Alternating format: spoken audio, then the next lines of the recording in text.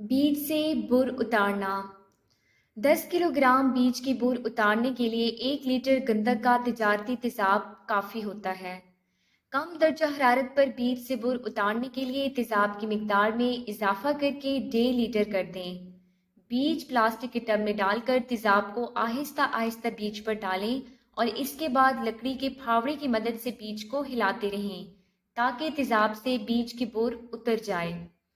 جب بیج سیاہی مائل چمکدار ہو جائے تو اس کو بہتے ہوئے پانی کے اوپر رکھے ہوئے چھاننے میں ڈال دیں اور بالٹی میں پانی بھر کر چھاننے میں بیج پر گرائیں اور بیج کو اچھی طرح سے دھو لیں تاکہ بیج تیزاب سے پاک ہو جائے۔